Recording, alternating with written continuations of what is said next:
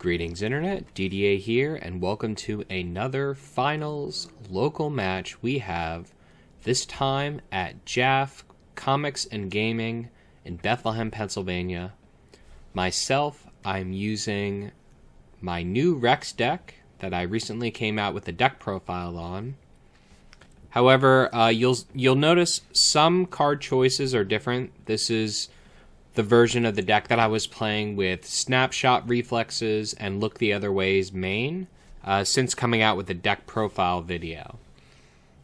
Over on the left-hand side, we have Tom, featured again, standing at the top of the local meta with his Quinlin Red Tarkintown deck. Quinlin, I am growing to have more respect for over time with this aggro build, because Quinlin himself is a control-y, mid-range kind of style of play.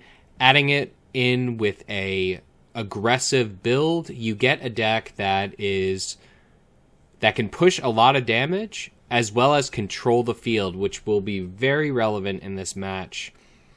Of course, whenever you're playing a coordinate deck, such as Rex, having the ability to control his field with ping effects is always a good idea. Now, I think I did start out with initiative here, but I'm actually passing until he is playing, which is something I do a lot against decks that play Tarkintown.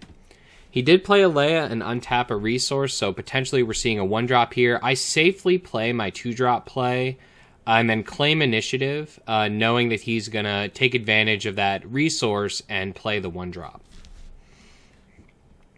So, looks like I do have a Snapshot and a Bamboozle in hand. We're going into the next round. Tom has 4 power on the board to my 2, so certainly over there, more power on the board with that Leia play turn 1. So we are running... Surely we'll see the Tarkintown soon. Going to take out the Leia with the R2 and just kind of bait him, I guess, with the Tarkintown. Of course, when you're dealing with Tarkintown, the best thing to do for you is to have them use it on a 2-drop unit. But he is going to go into the base, and I am going to make a Rex clone, which is something I do often on this turn. And he's going to drop Red 3. I still have 1 resource, and I do have that Snapshot Reflexes in my hand, but looks like I'm going to hold off on playing it. I did not want to play it on the R2 because, of course, he would just still Tarkintown it. And we are going to see the Tarkintown here, and then I don't know if we're going to see another. No, we are not going to see that resource spent on my side. Unfortunate there. But we are looking down the barrel of a huge space, building here on the Quinlan side. On Tom's side, we got that Red 3 going into the 4 resource turn. Now, yep, we are going to see... I was wondering if we were going to see the Clear the Field, and here it comes, Clear the Field. Great card against Red 3.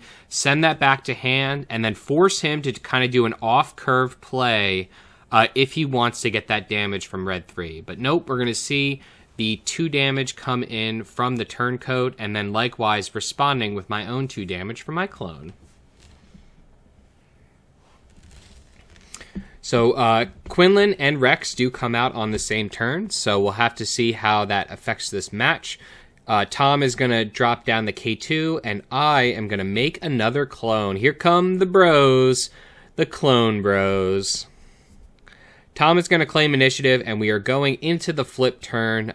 Things are about to get very interesting. That K2 is very scary against clones, of course, because...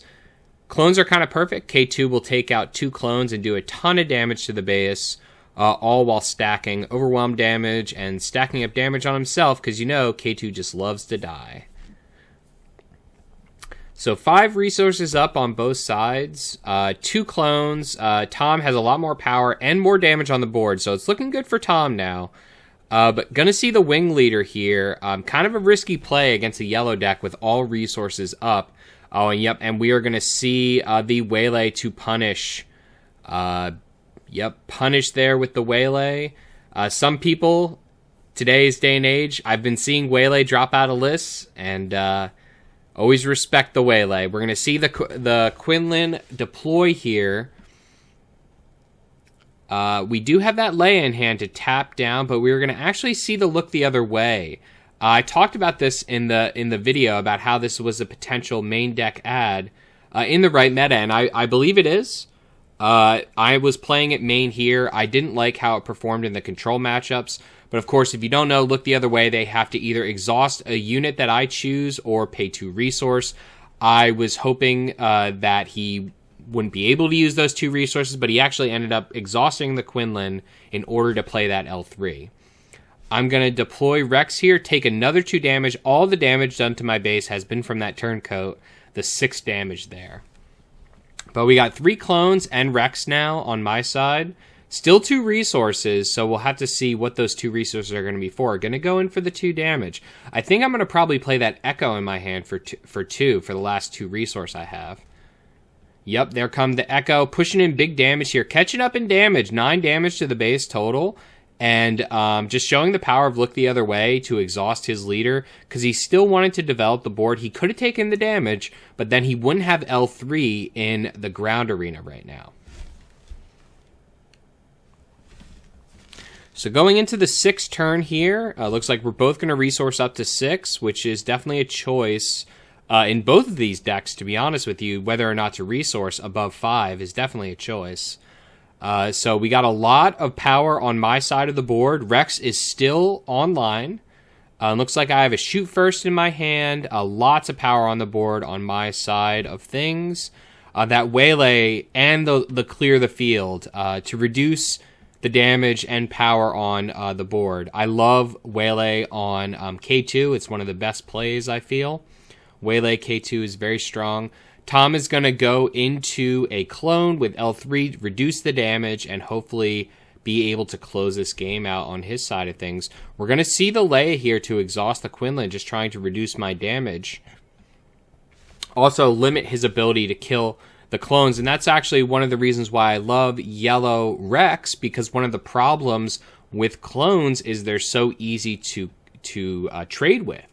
And playing Rex in a yellow deck, when you can tap down, you have a lot of tricks that you can do. Tap down your opponent's units and protect your clones, saving you damage simultaneously while pushing base damage yourself.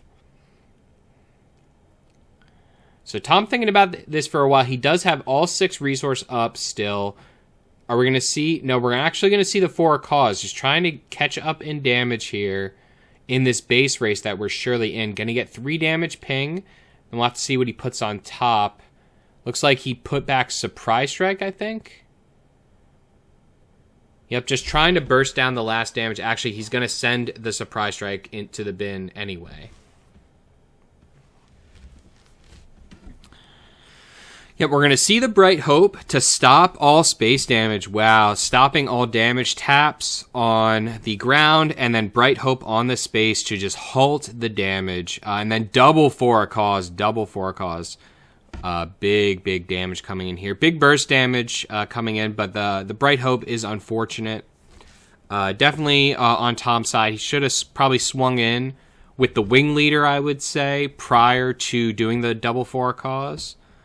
But so we'll have to see that 2 damage matters in the end, that he would have gotten in there if he swung with the Wing Leader first before the Bright Hope.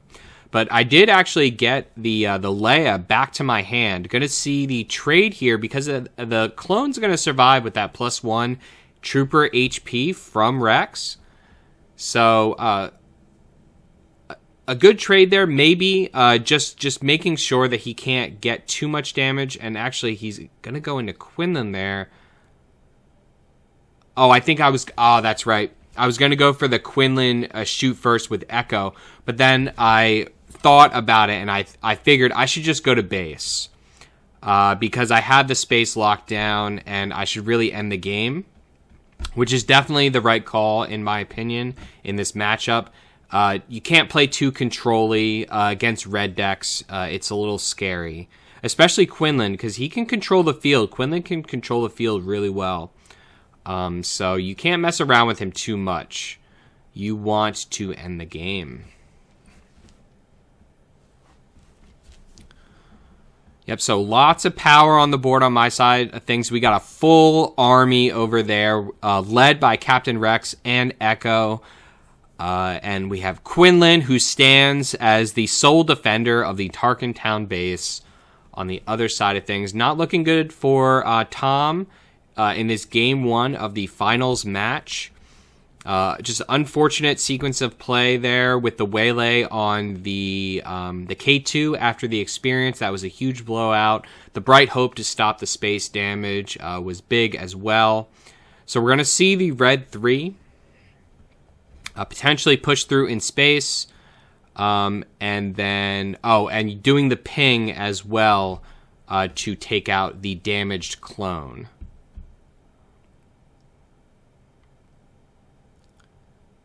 Yep, so I'm thinking probably going to see, shoot first into the base with Echo, for 5 damage to the base. Huge base damage there. That means that either Rex or that clone will end the game right here. And just put the pressure on. Yep, and that is the end of game 1. So game 1 goes to Rex, taking it against Quinlin, showing the power of Echo for that early damage. So, and then we'll go into game 2 here. So I did end up sideboarding.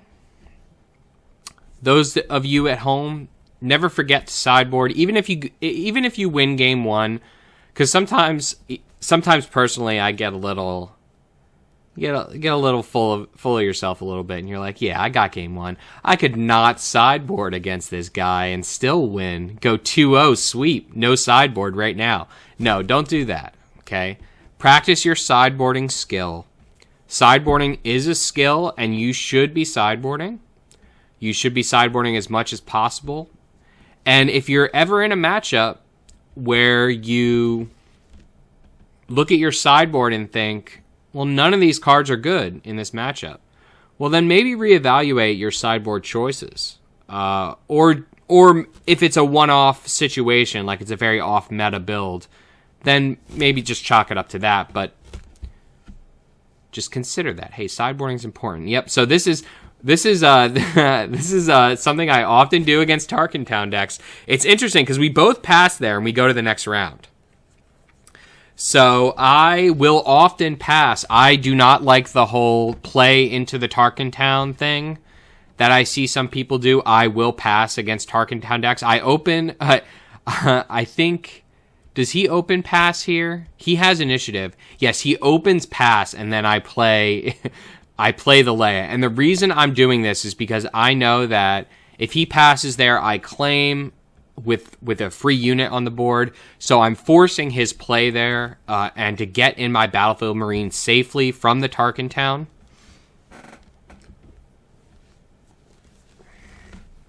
So, yep, the classic double unit play with Leia. Really, really great play here to do with Rex sometimes in certain situations.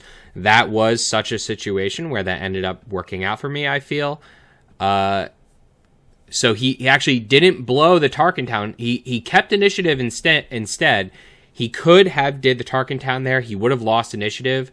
And I could have potentially cleared the field against that red 3 to save me the damage. So that's probably why he wanted initiative. He does have a heroic sacrifice in hand. Looks like he's going to resource that. But maybe not. Nope, he chooses to keep it. Heroic sacrifice is a great card. So he has a Leia in his hand as well. I think I see a K2 too. So Rex, lots more power on the board. I have 5 power on the board compared to Quinlin's 3. So we're going to have to see a little bit of a swing here. Looks like he might open unit play to finish off that Leia to swing things on to his side of the board. Yep, that's exactly what he's going to do. Very good play there. However, 2 of the same unit. Oh, actually, much better play there. Yeah, the Leia for the tap and the kill. Save all that damage this turn. Really, really good play there from Tom. And then I can't even Rex power. So we're going to look the other way to get rid of those other 2 resources or stop the damage. So he's going to tap the unit and then to develop his board, play the A-Wing. So now I think I didn't have a clear the field in my hand. No, I had shoot first and echo. So we're going to go with the Millennium Falcon play. Tarkintown still is online. So it looks like I'm going to use the shoot first so I don't damage my Falcon, because surely he would use Tarkintown on Falcon to save his A-Wing. And so I would like to get rid of all those A-Wings with my Falcon, and then I can take the Tarkintown, because if Falcon got Tarkintown before taking out both A-Wings, I could be in a bad position where he would just run me over in space. So not the best use of shoot first there. Tarkintown makes this... Tarkintown makes developing a board very difficult. Especially decks that depend on a board. I was actually discussing with one of my locals about how Anakin Blue struggles with Tarkintown decks, and decks that will just destroy all of their units. Any coordinate deck would fall into that category. Any leader that's based on needing to have units in play, like Anakin. So this Tarkintown Quinlin deck puts the Rex deck in a very, very tough spot trying to develop a board. You feel like you're down units all game, and you're kind of dancing. And it's an intricate dance we're doing here. Ping effects and Tarkintowns, but we are going to see the heroic sacrifice play actually going into the Falcon, still having Tarkintown. Interesting plays over here by Tom.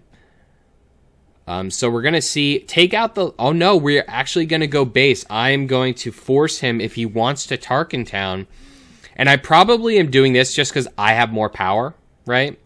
I have 3 power to his 2. We are both on the flip turn, and I'm actually going to make a Rex clone prior to the flip. And we were actually discussing this as well, about how the clones are interesting in the Quinlan matchup, because there's 0 cost. So without Quinlan on the field, he can't affect the clones. But we are going to see that K2 play to ping the Battlefield Marine. I do have Clear the Field in my hand right now. We're going to see the Rex flip, make another clone, and then we'll have to see where all this damage goes. I do still have 2 resource up.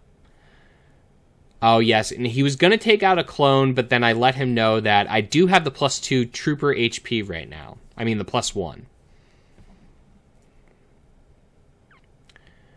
So, yep, this is an interesting damage race that we're in right now. I do have 1 more HP on my base than him. That may or may not be relevant.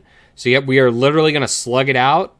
6 and 2, and then surely we'll see Quinlan go to base or take out a trooper, actually. Gonna play the control game, and then we're gonna see the Echo play with that last 2. This playing Echo on the Rex flip has been a very common play that I've done. So we're gonna see the Tarkintown now to take out that Battlefield Marine.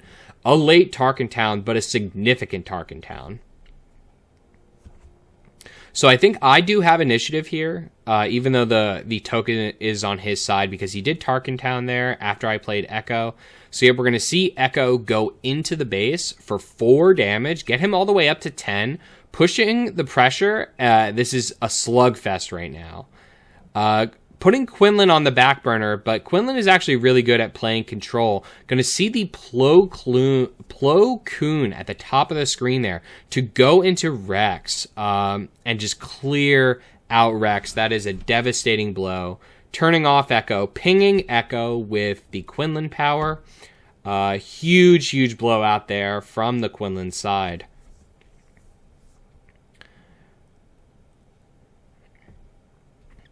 So thinking about where that clone damage is going to go, surely base is the place. He is at 10, so getting him up to 12 now. I don't know if we'll be able to close out this game, but we do have a fair amount of damage on his base. So yep, going to see the K2 into the Echo for 3 damage to the base. Yeah, great play there by Tom. Don't want to deal with that Echo. I have all my resources, so you don't know what you're going to see. So we're going to actually see the Sundari Peacekeeper, which I don't know if I like this play because he does have 5 damage up right now. I guess in my mind I'm thinking save damage. like send both those units into the Sundari, but I'd actually want to attack with it. Yeah, so Tom's going to do the right play here and actually go for that Sundari Peacekeeper. Only taking a little bit of damage, and then we're going to see the Echo play on my side as well. Likely that was the play because it was my only play, but potentially I would have passed there. If I pass, and then he attacks, and then I Sundari Peacekeeper... 3 red 3s, showing 3 red 3s on. Not that that's a bad thing. I mean, you know, resource 1 and resource 1 and play the others. So gonna see Echo go to base. Would be really great to have a Republic Tactical Officer right now. That would have been 6 damage, getting him up to 18. But unfortunate, we're not going to see that. Instead, Quinlin is going to play the further control game.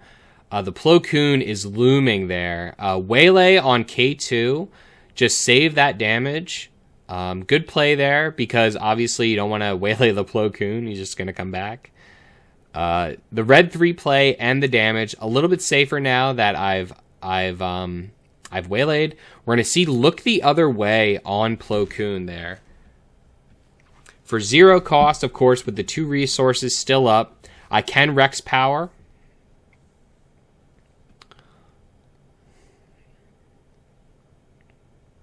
Thinking about it, because he has that K2, and I know I bounced the K2, so he has that K2. He's actually going to tap the resource, which I think is the right play here. He's got to start pushing in base damage, otherwise I will eventually beat him down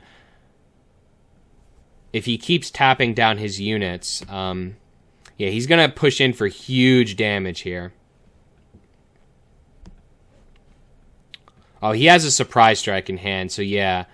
It's actually going to be 10 damage, because he's going to get the coordinate, the surprise strike, and the red 3, right? Yeah, 10 damage with the red 3. Huge, huge numbers there. And I'm going to make a clone. Come here, little Tutu. Let's go. Yeah, we took 10 damage. Yeah, this is the match, actually, that I played, where the deck was a little different. I didn't have Plo Koon in this list. It was one of the mistakes I made. I had him in the original build. Then I took him out. Mistake. Need him. Put him back in for the release video, of course. But in this match, I do not have Plo Koon. Definitely a big mistake. Plo Koon would be a huge play right here. We're going to waylay the Plo Koon just to save damage. Save the damage. Because, of course, if I would waylay red 3, he would just replay red 3. And get similar value. Plo Koon is just coming in for way too much damage on the base. So going to push in that Quinlin damage. I only have 3. Yep, clear the field. And then we see the 4 cause there in hand to close out the game. Yep, so did as much tricks as I could. Lost control of the field. But could not regain that. Great plays there by Tom. That Plo Koon to take out Rex. Really big play there. So definitely in future matchups, in future matches, thinking about that Plo Koon play, you know, Quinlin is very, very good at using Plo Koon to one-shot leaders. Of course, any leader that is 5 cost or lower will take an extra damage from Quinlin. So it's a way for him to do 7 damage to 5 deploy on leaders. So you could say that the Rex having 6 HP... struggles a little bit in this matchup. But overall, Quinlin is just able to do 7 anyway, even if Rex had an additional HP. And you can see there I changed my deck, actually, going into this third match. Always work on your sideboard skill and think about it. I think the change that I made going into Game 3 was I don't think I added U-Wing. And I realized that the length of this game, it was going kind of grindy because Quinlin was pinging my units down and was playing a semi-control game against me. And because of that, I added U-Wing because I thought that I could utilize, you know, and kind of punish that style of play and just be able to use it as card advantage. I was running out of units, basically, in Game 2. So hopefully U-Wing will come in the end game to refill my board and sustain me in this matchup.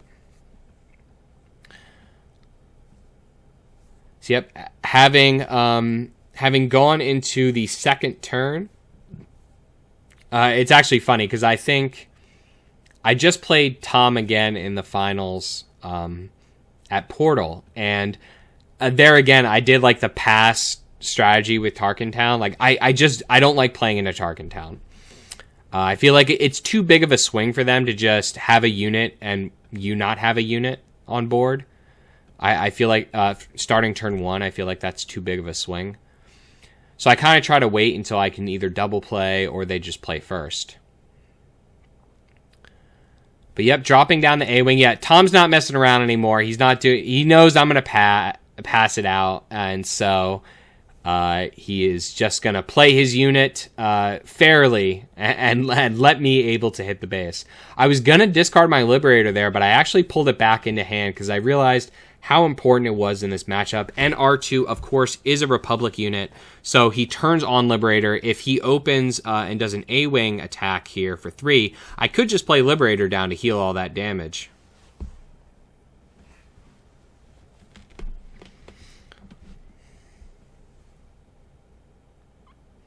Yep, so we'll have to see going in to this last match here in this series. We are now even 1-1, showing how much damage the Rex deck can push in with Echo. So we're going to see the Leia tap as first action here, and the Quinlin ping as well. Doing that Leia tapping in this match, in this base race, playing a very controlling game against me. Yeah, we'll have to see if he has a 1-drop play to utilize that last resource here. Going to see the Falcon on my side go in, and because I know that he was setting up for the Tarkintown there. And so I figured I at this point I could put my Falcon on board. And I'm also, sometimes, I'll be honest, I'm okay with them Tarkintowning my Falcon. If I got immediate value out of it, like I got the A-Wing, right? I got him. So he can Tarkintown it. It's okay. Because I don't really like paying the resource. I don't like the tax of Falcon. I don't like paying it. So I'm semi-okay with this. Taking the Tarkintown. It's a juicy, low-hanging fruit for them. That 3 damage is a little scary, so.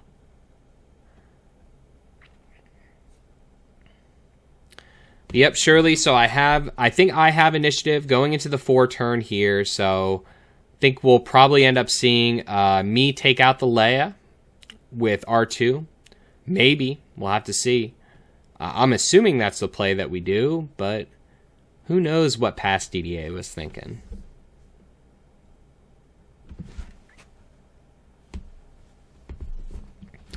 So going into the 4 turn, always, I'm tired of K2. You know, it's just such a great card. But I do have Waylay, so not in my hand, I don't think. I have that Battlefield Marine and the Liberator.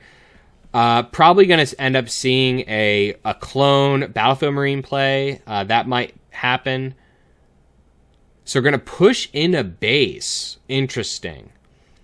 Maybe thinking, because I'm going to put 5 power on the board with the clone Battlefield Marine, that I'm going to try to base race him here. 2 damage going in with Leia. Very interesting. Very interesting. Because it almost looks as if I am taking the role of the aggro deck in this matchup. I don't know if that is the right way to play, but it almost looks like it because, yeah, the go wide strategy. The K2 is a great play into this matchup. Very, very strong.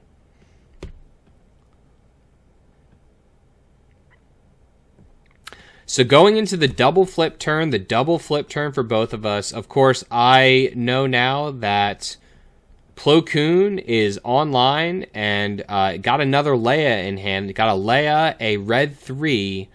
So a pretty darn good hand over there on Tom's side of things.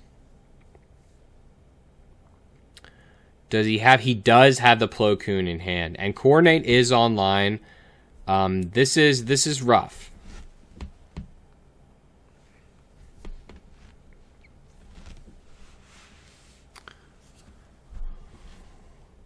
So, yep, of course, going in with K2 here. Great play here. Take out the Battlefield Marine. Do the 1 damage to the base. Just showing the power of K2. K2, just such a great unit. When you want to play a slower, control-y game, K2 is... Well, just K2 is a great play in almost all situations. It is slow, especially without ECL. It's a very slow play, but it's a guaranteed play. It's like it's bread and butter. It's always there for you. And it always tastes good.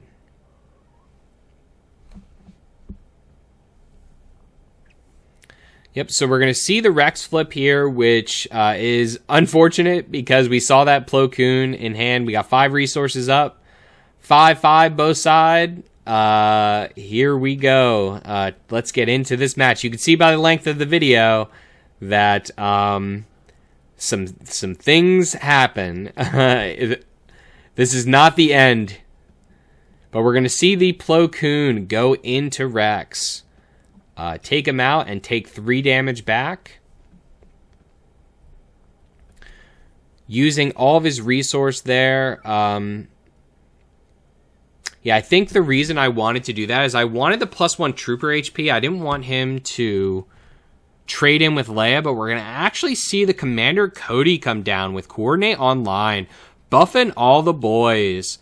We got buffs all round and only 2 damage online there. On Quinlin's side, I know that Cody is semi-safe. So we got 6 damage still up on my side with Cody.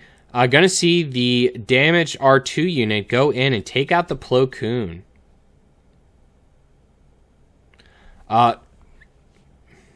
Great play here by Tom. Surely I would have definitely gone in to the K2 or actually probably into the Leia there. But Leia going in to... Wait, was that a misplay? That clone should have survived, no? Or did it have a damage on it? I don't... Oh no, Coordinate was off. Oh, okay. Coordinate was off, of course, showing that Cody sometimes turns off. Hey, it happens.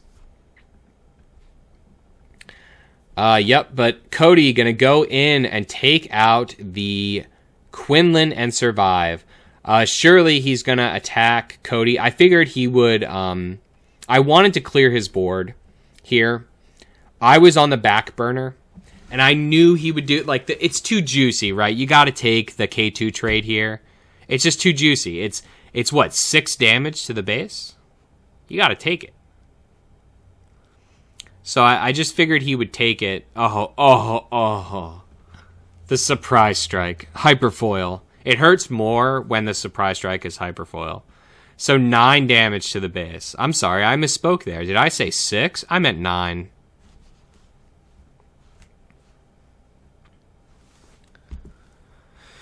So Quinlin put a ton of damage on the base. Rex refilling the board, showing the sustainability of Rex with the Falcon play on the Quinlin side. Very strong there. Push damage in and end the game. Going to see the Leia tap down on my side. Refill the board and tap down, save some damage. Quinlin is going to claim...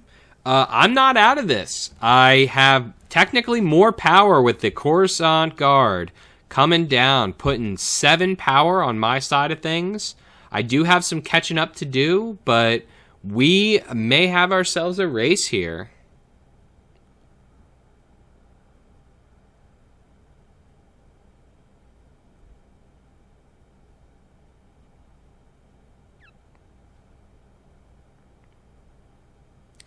Going up to 7 resources. I did mention how I put U-Wing into the 3rd game because I thought that this could be a situation that happened, and lo and behold, it did happen. we ended up controlling each other so well that we are now in the late game. We are two low to the ground mid-range decks in the late game now because we both did such a good job controlling each other's units.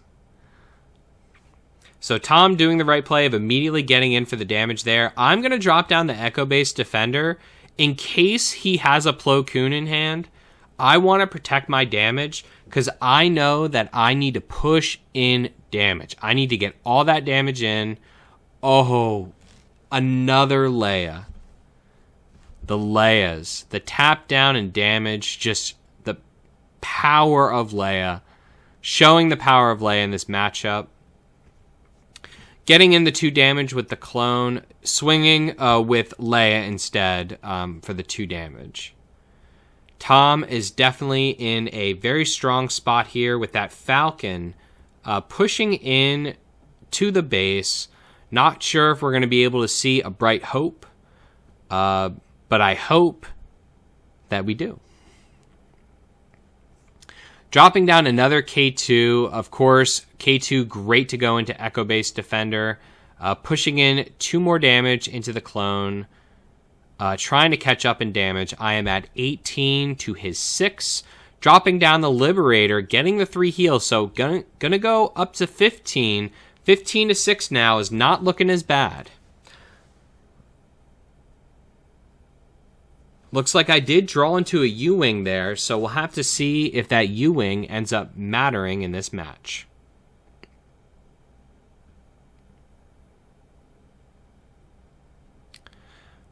We're pretty stacked on my side of things. We're gonna push in a lot of damage this turn. We'll have to see. We'll have to see what happens. This is gonna be a tight race, to be honest with you. Making the definitely best play here for 4 damage to the base. Take out the Echo base, save himself 4 damage. So save 4 damage, deal 4 damage.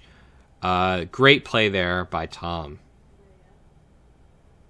So I'm going to trade Leia's here because I figured the Quinlin ping is coming, and I'm trying to save damage on my base. Going to see the red 3 with the ping here. And then, are we going to see the U-Wing then? Fish for the Bright Hope? Look the other way. Actually going to look the other way there and get the resource tap. Risky here. I could have U-Winged there. I can still U-Wing. But I'm 3 damage away. I think maybe I was hoping to grab a Liberator with U-Wing. Liberator, Bright Hope would probably be the best play here. Bright Hope to lock down space. Liberator to take me back to 20. I'm going to be able to push in 8 damage. Yep, so we got the Bright Hope. Did we get the Liberator? No, we got a Sundari Peacekeeper, which is close to a Liberator. Not bad. But we are going to be able to push in 8 damage. Take him up to 14 this turn. We do have the Bright Hope locking down space. So we'll have to see. I could actually, if I would have waited, I could have did a risky play there. If I would have waited on the U-Wing, I could have swung with the Liberator and bounced the Liberator with Bright Hope, which is a play I should have considered doing, to be honest. Well, we'd have had to do math, so let's do math right now. So I take him to 14. If I don't have Liberator, do I have lethal? 1, 2, 3, 4, 7, 10. I'm 1 damage off without the Liberator if I bounce it. So potentially no, we don't bounce the Liberator there. But then again, I'm such high in damage. That's a tough call. Oh, I do have that hot shot in my resource line, so I should have bounced the Liberator there. All right. Hey, always good to watch these VODs back and think about different lines that you could have taken. But hey, gonna see that heroic sacrifice, the 6 damage with red 3. Surely did not expect that on my side of things, to be able to do 6 damage in 1 shot with that heroic sacrifice. Gonna push in a lot of damage here. Yeah, I don't think it matters because I have the hot shot for 5 and heal 2, getting me up to 21. He only needs 4 damage. No, 5 damage. But we're going to see the heroic sacrifice then there to end the game. Really close game there. Getting him up to 19, myself at 21. Really close game 3 there. Not the best U-Wing. Definitely could have gotten a better U-Wing there. But really close game. Just a great game. And I love the Quinlin deck. I love the Rex deck. Thank you all for watching. And I hope you all enjoyed this finals match coming from JAF Comics. So if you like this video, please hit that like button. Please hit subscribe for all the best match videos and Star Wars Unlimited content. And as always, turn your dial to Random Number Gaming.